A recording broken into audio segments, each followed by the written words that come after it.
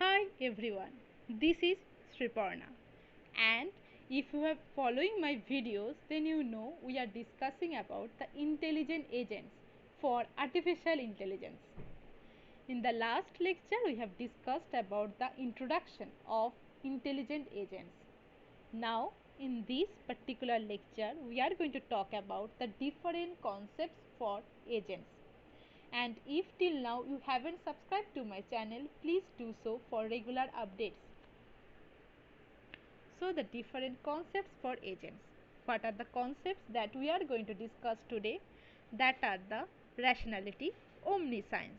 Then we are going to talk about the learning of an agent. Then autonomy in agent, and after that completion of these four concepts about agents, we are going to talk about the software agent. Right? So then let's start today's lecture. So the first concept is the concept of rationality. So if a agent is, suppose a agent is artificially intelligent, but that agent is rational or not. So that is rational agent. That is that particular agent that does the right thing. That is, every entry in the table for the agent function is correct, or it should be rational. Now what is what is correct? The actions that cause the agent to be most successful. So we need ways to measure the success. So that is called the rationality. So what are the elements of rationality? And or in the other words, we can say that is, to say our agent is rational, these four parameters we need to consider. First one is the performance measure describing the criteria of success. Second is the agent's prior knowledge of the environment. Third, the actions that the agent can perform. And the fourth, the agent's perceived sequence up to now. Okay, so now just discuss these four parameters in terms of the, or by taking the example of the vacuum cleaner world. I hope you are already know that what we have discussed in the vacuum cleaner world. So what happened to the vacuum cleaner world? There are basically two squares, A square and B square. And this particular topic has already been discussed in the last lecture. If you have forgotten this, please go to that particular lecture. So in that particular example, the vacuum cleaner was in A square, right? And both the squares have darts present. So what the performance measure over here? Suppose the criteria for success. Suppose we have designed the performance measure is, that is, at any given instance both the squares should be clean. That was our performance measure. Now in this particular problem, what is the prior knowledge we need? The prior knowledge can be the how much clean one particular square is, or where the dart is present in one particular square. That is the prior knowledge. Now what are the actions the agent can perform? If one particular square is dirty, it should clean it. If it is in a clean square, so it need to move to the another square to clean it. So these are the actions.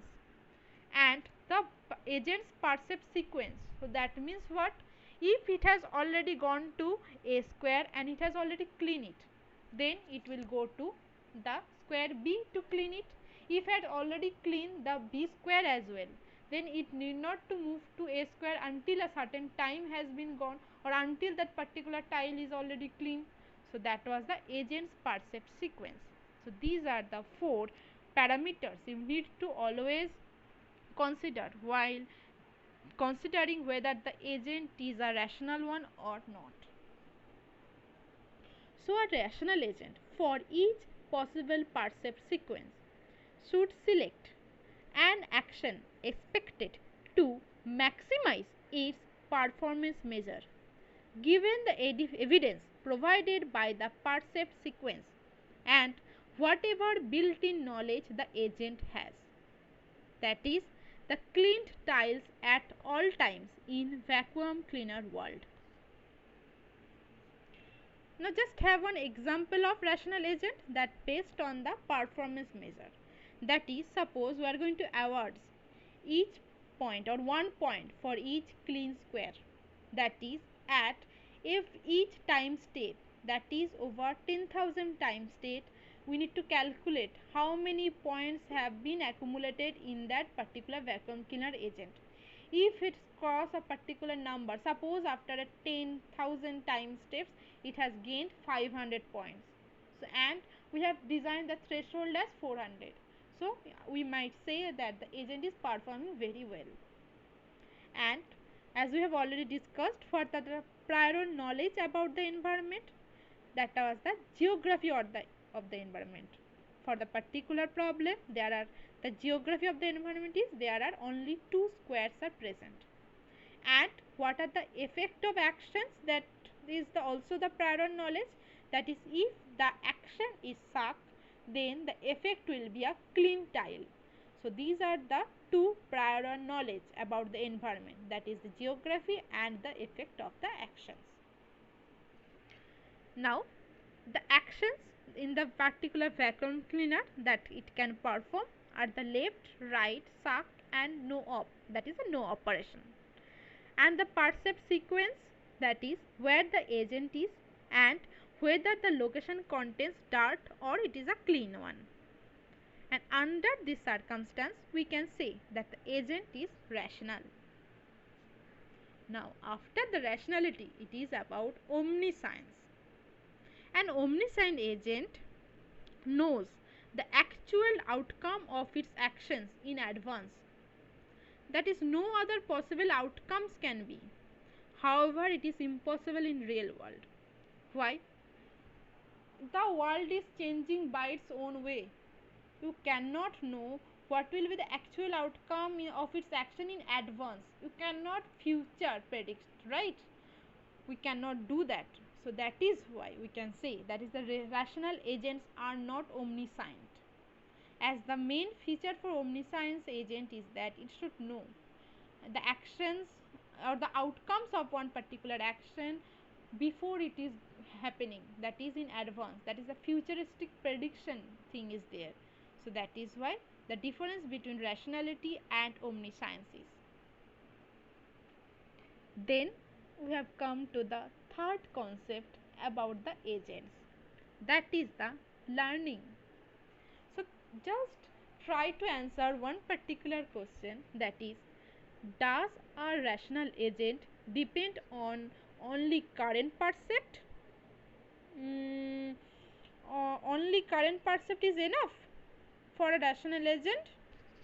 The answer is no. The past percept sequence should also be used. So this is called learning. After experiencing an episode, the agent should adjust its behaviors to perform better for the same job next time. So just give one example. As we have told, that is the agent, that is the artificial agents that are designed by taking the example from the human agent or the natural agents. And this learning concept is very much applicable for the humans as well. Just one example is that suppose one pan is very hot and you need to touch that pan, otherwise whatever you are cooking that are going to be burned, right? So now how you are going to touch that pan? So one day you have just directly touched and your skin gets burned. So the next day are you going to do the same thing?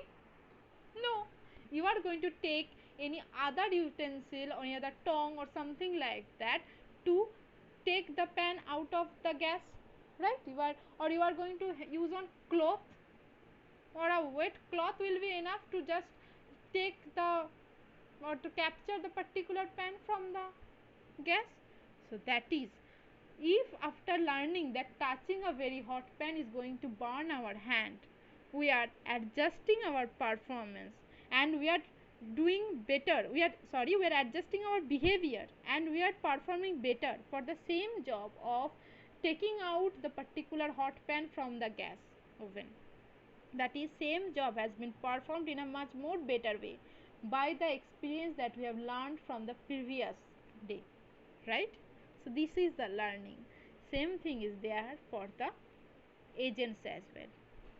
There are different learning concepts are there, supervised, unsupervised, reinforcement. We are going to discuss each of them in the later videos. For currently, you just understand what is called learning. And the next concept about the agent, that was the autonomy. If an agent just relies on the prior knowledge of its designer rather than its own percepts, then the agent lacks autonomy. That is, the agent is completely having faith on its programmer and it is not doing something by its own. It is just everything what is given prior knowledge. It is not learning properly. So that is, the agent are not autonomous. A rational agent should be autonomous. It should learn what it can do to compensate for partial or incorrect prior knowledge. It's not that each and every time the knowledge will be fully present over there. There can be uncertainty, there can be noise in the knowledge. In that scenario, it should take actions based, based in its own knowledge. That knowledge it is learned from its past experiences. Then we can say that this is a autonomous agent. So just that example of a clock. So in the clock there are no input or the perception. It run only by its own algorithm, that is prior knowledge. So here there is no learning and there is no experience. So that was the example about autonomous agent. Sorry, I mean to say, actually I mean to say the clock is not an autonomous agent, right?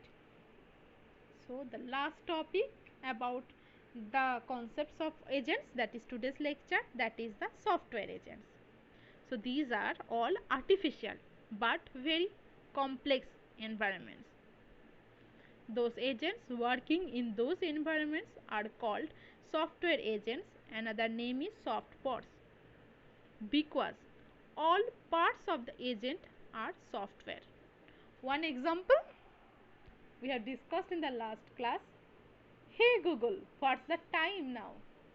That is being performing by the internet, that is the software agent. Google is one type of, that is the Google search engine is one type of software agent. It's not like agent will always have a robotic structure or a hardware structure. The agents can be of software as well.